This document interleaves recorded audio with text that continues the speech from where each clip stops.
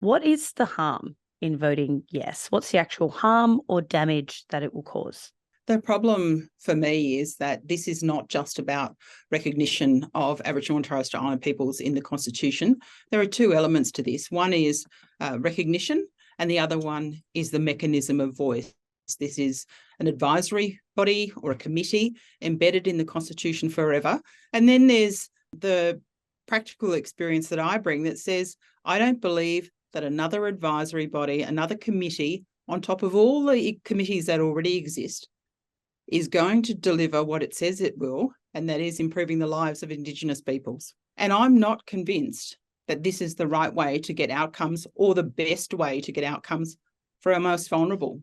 I want to pick up on a few points that you said there, the concern that this is going to be in the Constitution forever.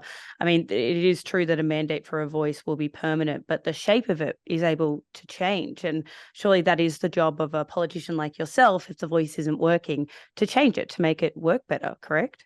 Well, the fundamental principle for me as an Indigenous Australian myself is that the Constitution belongs to all Australians equally, whether you came here and can trace your history back 70,000 years, or whether you became an Australian, last generation or last year. I want to pick up on another point that you made, that the existing structures should be improved. I mean, the existing structure for advice to government on Indigenous affairs has led to a situation where, the gap isn't closing. We're seeing such high incarceration rates, poor health.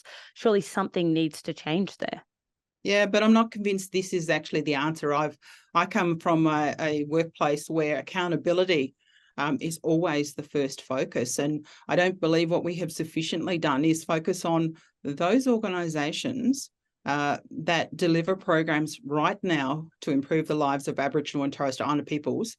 We need to focus on them, not expect that change will come from another advisory body, another organisation to co-collaborate, co-design with politicians, with parliamentarians, with the public service to get better results. I believe they can get accountability right now. And in fact, that's the fastest way to start improving lives for Indigenous Australians. What do you mean by accountability? So what I mean about accountability, we've seen just last week another inquiry that we requested, both myself and Senator Nampijinpa Price, into organisations that are supposed to be delivering, and for the most vulnerable within Aboriginal and Torres Strait Islander cohort, and yet that was knocked back by the Greens and the Labor Party.